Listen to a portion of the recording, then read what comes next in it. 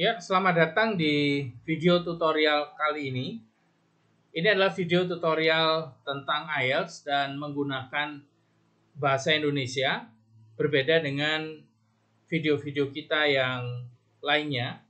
Karena mulai saat ini, kami juga memproduksi video tutorial untuk peserta IELTS yang masih di dalam level kurang daripada 4 atau mungkin orang yang ingin mengetahui IELTS tanpa latar belakang bahasa Inggris yang memadai gitu ya.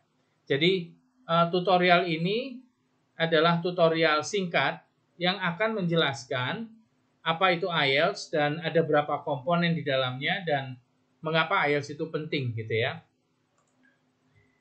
Jadi kita akan membahas beberapa bagian di mana untuk video kali ini kita tidak akan membahas tips and tricks secara mendalam, tetapi akan ada video yang berikutnya gitu ya. Dan saya sarankan untuk subscribe di YouTube channel kami, terutama Anda bisa mencari logo yang berbendera merah putih atau bendera Indonesia untuk mendapatkan tutorial yang berbahasa Indonesia. Selain daripada yang memiliki bendera merah putih di video-video kami, maka kami akan menyampaikannya dalam bahasa Inggris. Nah, apa yang akan Anda dapatkan pada video tutorial kali ini? Anda akan mendapatkan definisi daripada IELTS gitu ya. IELTS itu seperti apa, kemudian bentuk-bentuknya seperti apa, Anda akan mendapatkan itu. Kemudian Anda juga akan mendapatkan keterampilan apa saja yang diujikan pada IELTS. Dan Anda harus mengetahui video ini kita buat dengan bahasa Indonesia untuk Anda semuanya yang levelnya masih ada di bawah 5 atau di bawah 4 gitu ya. Atau paling tidak seorang pemula yang ingin mengetahui tes IELTS itu seperti apa. Kita juga akan memberikan strategi tes, karena itu video ini nanti akan berseri dan Anda bisa menemukan video ini yang berbahasa Indonesia itu dengan video yang ditandai dengan bendera merah putih gitu ya. Sebelumnya saya akan memperkenalkan dulu instansi kita itu apa gitu ya, CBA. CBA itu kepanjangannya adalah Cendekia Bina Aksara. Layanan-layanan yang kita punya itu ada 3. Yang pertama itu adalah bahasa, kemudian ada juga subject mentoring, yang artinya kita mengajarkan berbagai macam pelajaran sekolah dan juga tes akademis seperti TPA. Kita juga memiliki homeschooling. Cuman video ini adalah video yang diproduksi oleh Departemen Bahasa. Nah, produk-produk kami yang terbaik adalah yang pertama adalah persiapan tes-tes internasional. Jadi tes-tes internasional ini mencakup TOEFL, di mana TOEFL itu ada 5 jenis dan kami semua memilikinya. Jadi persiapan mau TOEFL Primary, TOEFL Junior, kemudian TOEFL IBT, TOEFL ITP, kemudian TOEFL mock test kami ada. Kita juga mempersiapkan TPA atau tes potensi akademik. Kita berkiblat kepada Oto Bappenas dan ini adalah program best selling kami yang biasanya kami melayani banyak sekali orang dari berbagai macam jurusan yang ingin melanjutkan studi mereka atau paling tidak untuk syarat mereka bekerja. Jadi kalau Anda semuanya sedang mencari tes TPA, Anda bisa menghubungi kami dan kami melayani seluruh Indonesia. Yang berikutnya adalah program persiapan beasiswa. Ini adalah salah satu program yang sangat diminati bukan hanya oleh perseorangan tetapi untuk kampus-kampus. Jadi banyak universitas yang pada saat ini menyerahkan persiapan beasiswa para tenaga dosen mereka kepada kami. Di dalam program ini kami menggarap banyak sekali hal, mulai dari peningkatan bahasa, kami juga mempersiapkan dokumen-dokumen mereka untuk luar negeri, kami juga membantu pemilihan kampus, kami juga membantu berbagai macam kepentingan seperti proposal penelitian, kemudian proofreading, terjemahan, dan lain sebagainya. Kami memproses semua, mulai dari dosen tersebut berencana untuk luar negeri, sampai memilih sekolah, sampai di luar negeri, dan sampai kepulangannya. Jadi artinya kami memiliki sebuah produk yang mana kita akan memproses dari A sampai Z. Jadi Anda semuanya, jika Anda yang mengakses YouTube kami, ada adalah sebuah instansi, universitas, Anda bisa menghubungi kami untuk peningkatan program beasiswa para tenaga dosen. Dan yang terakhir adalah program umum yang menjadi program andalan, yaitu persiapan paper akademik yang kita masukkan di sini mulai dari jurnal internasional, kemudian research paper, dan lain sebagainya. Jadi itu adalah produk-produk kami. Yang terakhir adalah kantor-kantor partnership kami. Jadi kami pada saat ini berkantor ada di Malaysia dan Indonesia. Untuk di Malaysia kami bertempat di Selangor, yaitu di Kuala Lumpur, di mana di Kuala Lumpur kami menggarap banyak sekali pelatihan-pelatihan. Dan di Malang kami memiliki beberapa partnership office. Yang pertama adalah FNI Statistik, kemudian Miracle Fashion School. Kita juga ada di School of Business Indo-Cakti di Malang di daerah Araya, dan juga di Universitas Brawijaya. Kami ada di Fakultas Ekonomi, demikian juga Fakultas Kedokteran. Marilah kita mulai apa itu IELTS gitu ya. Bagi Anda semuanya yang mungkin pernah mendengar tes internasional, umumnya Anda akan mendengarkan TOEFL atau paling tidak TOEIC gitu ya. Nah, TOEFL dan TOEIC ini kiblatnya dari Amerika Serikat karena mereka berasalnya dari sana. Mereka ini adalah tes-tes internasional yang diciptakan untuk men-screening mahasiswa internasional yang akan datang ke Amerika Serikat awalnya, dan kemudian dikelola oleh suatu badan yang bernama ITS gitu ya. Setelah dulu terjadi beberapa perubahan, akhirnya pada tahun sekitar 60-70 ini dipegang sebuah lembaga namanya ITS gitu ya. Itu yang TOEFL. Nah, IELTS sendiri seperti apa? IELTS sendiri itu sebetulnya yang menciptakan soalnya itu adalah Cambridge gitu ya, dari Universitas Cambridge, dari Language Testing Center mereka. Tetapi pemiliknya IELTS ini sendiri sebetulnya ada IDP dan juga British Council gitu ya. Nah, ini yang memiliki IELTS gitu ya. Dan test centernya di mana? Test centernya ada di banyak sekali di kota besar gitu ya. Di Indonesia sendiri, karena kami base camp-nya di Malang ada beberapa test center yang bisa Anda kunjungi untuk mengambil tes ini. Tetapi kebanyakan dari mereka adalah penyelenggara tesnya saja, tetapi mereka tidak mempersiapkan. Sama dengan TOEFL atau TOEIC gitu ya. Nah, IELTS itu adalah suatu pressure test gitu ya, tes yang dia dijalankan dengan satu tekanan yang cukup besar kalau kita tidak mengetahui bentuknya, karena kita dibatasi oleh waktu gitu ya. IELTS itu sendiri singkatan daripada International English Language Testing System.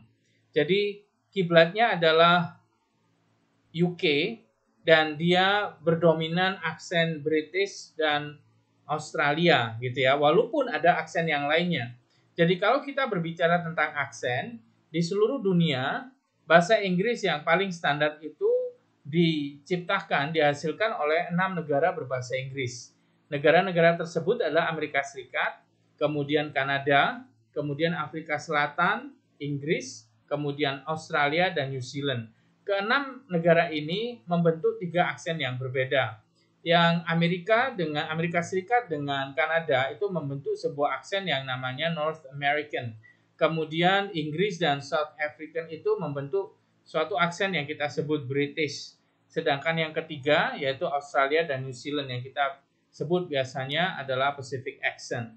Nah, menariknya di IELTS itu lebih condongnya ke Australia dan British gitu ya. Jadi kalau TOEFL itu lebih ke American English, kalau yang ini lebih British dan Australian English. Karena itu IELTS itu biasanya sedikit lebih sulit karena orang-orang Indonesia itu kurang terbiasa dengan aksen Australia atau aksen British gitu ya. Dan saran kami biasanya kita akan mengencourage Anda untuk lebih mengakses Australian atau British English. Di IELTS sendiri ada dua versi gitu ya. Versinya yang pertama adalah versi IELTS Academic. Ini digunakan jika Anda mau meneruskan kuliah. Sedangkan IELTS General Training itu adalah IELTS yang Anda harus ambil kalau Anda ingin misalnya bekerja di luar negeri gitu ya, atau Anda ingin mendapatkan permanent resident atau PR, Anda harus mengambil yang General Training. Duanya ini sangat berbeda pada beberapa modulnya saja, bukan semuanya. Speakingnya itu cenderung sama, kemudian writingnya itu juga berbeda. Readingnya juga berbeda gitu ya. Nah, yang sama adalah listening, kemudian speaking, dan untuk writingnya sendiri sebetulnya task yang kedua itu dia hampir sama dengan yang akademik. Jadi yang sangat kita perhatikan biasanya adalah untuk readingnya. Readingnya ini sangat berbeda. Kalau IELTS Academic itu dia penuh dengan academic paper yang diambil dari jurnal, kemudian buku-buku textbook. Sedangkan yang General Training ini diambilnya dari pamflet, kemudian dari flyers gitu ya, dari poster tentang berbagai macam hal, misalnya tentang pekerjaan, lowongan pekerjaan, tamasya, dan lain sebagainya. Jadi mereka adalah dua tes yang sangat berbeda. Kedua-duanya, IELTS dan Academic dan General Training itu berisi skill yang sama, yaitu ada listening, ada reading, ada writing, dan ada speaking. Jadi ada 4 skill. Ini yang membedakan IELTS dengan TOEFL paper base. Jadi kalau Anda mengambil TOEFL paper base, maka Anda akan mendapatkan structure, reading, dan listening. Sedangkan IELTS Anda akan mendapatkan 4, di mana structure itu menjadi satu integrated unit yang masuk kepada listening, reading, writing, dan speaking. Kita berbicara tentang tes yang sangat-sangat terkenal, yaitu tes yang diminati hampir sekitar 12.000 organisasi di seluruh dunia. Dan saya bisa katakan di tahun 2020 ini IELTS itu merupakan the best standard test untuk language gitu ya. Kenapa? Karena dia satu sangat terkenal, dia sangat fleksibel, kemudian dia memiliki konsistensi yang sangat tinggi. Gitu ya, dia tidak pernah merubah bentuknya seperti TOEFL. Kalau TOEFL itu berubah-ubah dia bentuknya. Dari generasi saya ya tahun 90-an yang dari bentuk-bentuk paper base kemudian diperbarui lagi dengan CBT computer base, tidak lama lagi dia berubah lagi gitu ya. Jadi kalau saya bisa katakan TOEFL itu seperti tes yang dia lagi mencari jati dirinya itu siapa sebetulnya. Tapi karena dia produk Amerika, maka dia tidak mau mengakui sebetulnya apa kekurangannya. Karena di generasi saya dulu pada saat saya mengambil paper base gitu ya, kita sangat kecewa sekali. Kenapa? Karena di situ tidak ada kemampuan speaking. Juga writingnya pada saat itu terpisah, namanya TWE. Dan itu adalah satu bentuk yang menyusahkan test taker pada saat itu.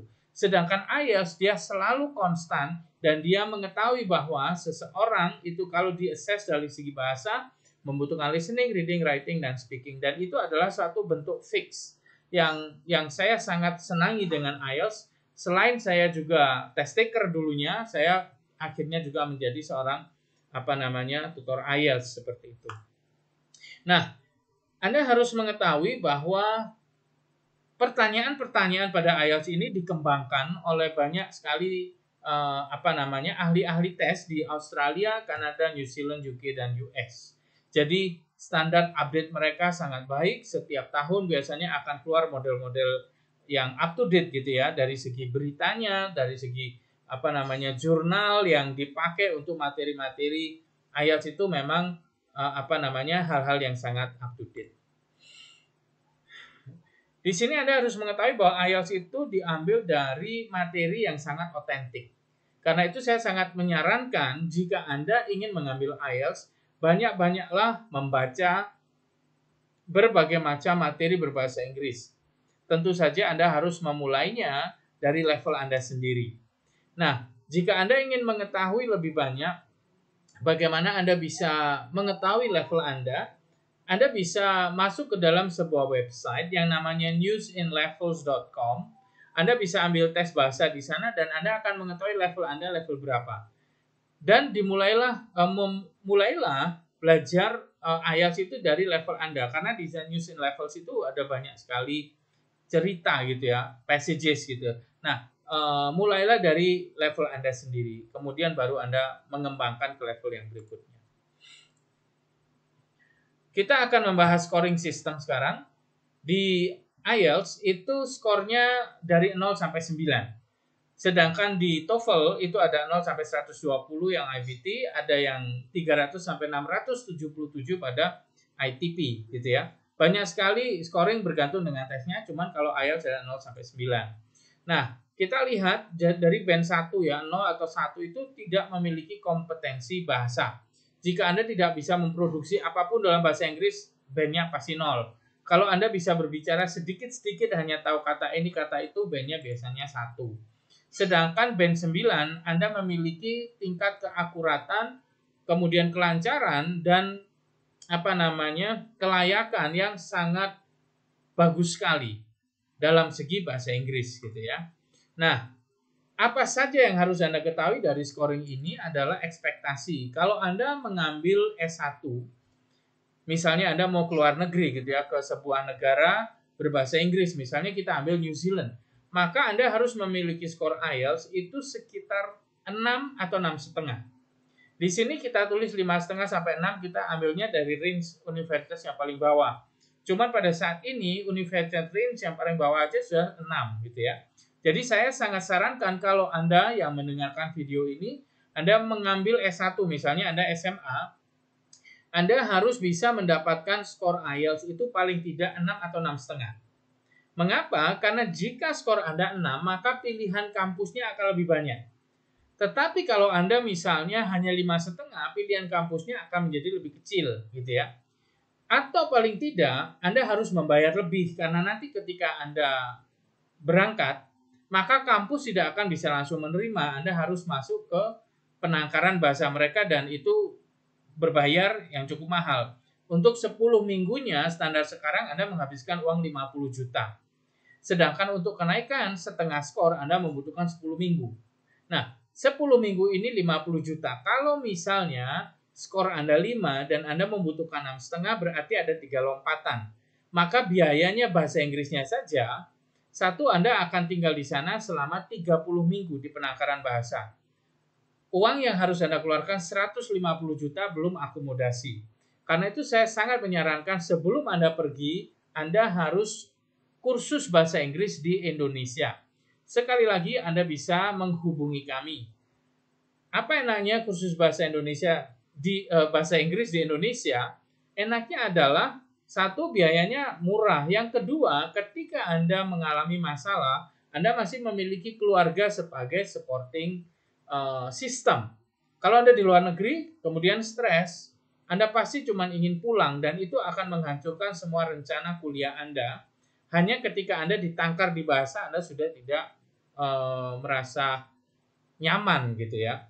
Jadi itu yang harus Anda ketahui. Untuk graduate studies itu saran saya pada saat ini adalah di angka 6,5 sampai 7. Kenapa? Kalau Anda pengikut beasiswa, Anda harus dapat 6,5 ke 7 agar Anda bisa memilih kampus-kampusnya lebih lebar, bahkan di Eropa, bisa ke UK, kemudian Anda bisa ke Belanda misalnya. Nah, itu adalah satu pilihan yang melegakan sebetulnya, karena pilihannya lebih banyak. Beasiswanya juga kita bisa milihnya lebih banyak gitu ya. Nah, kita lihat di sini band 6. Band 6 itu seperti apa? Ternyata band 6 yang biasanya dijadikan standar S2 itu sebetulnya bahasa Inggrisnya tidak begitu sulit sebetulnya, karena masih ada banyak ketidakakuratan, kemudian kesalahpahaman, dan juga kata-kata yang digunakan itu kurang begitu layak. Tetapi skornya sudah bisa 6 sebetulnya. Jadi Anda harus mengetahui level 5 ke 6 itu sebetulnya hanya masalah gramatikal. Masih belum ke masalah kecocokan kata atau kita sebut kolokasi gitu ya, collocation. Itu masih belum ke situ. Jadi Kalau Anda misalnya diinginkan skornya 6, itu sebenarnya tidak sulit sama sekali gitu ya. Karena apa? Anda harus menguasai grammar dasar saja, bukan advanced grammar. Kalau TOEFL itu Anda berbicara advanced grammar. Tetapi kalau IELTS Anda hanya membutuhkan basic grammar gitu ya. Itu hal yang Anda harus pahami. Jadi kalau sekarang Anda ingin mengambil IELTS atau mengambil beasiswa, Anda harus tahu dulu kira-kira kebutuhan skor Anda berapa. Caranya bagaimana? Anda coba browsing kampus di mana Anda akan belajar. Misalnya Anda ingin ke Australia. Anda coba browsing, Anda bisa menghubungi kami bisa membantu Anda, dan itu free, biayanya tidak ada, untuk konsultasi kampus gitu ya. Misalnya Anda Anda itu graduate dari misalnya teknik informatika gitu, Anda akan melanjutkan ke Australia, pilihan kampusnya mana, itu kami bisa membantu, dan Anda akan bisa tahu kira-kira di kampus itu kebutuhan skor Anda berapa, seperti itu.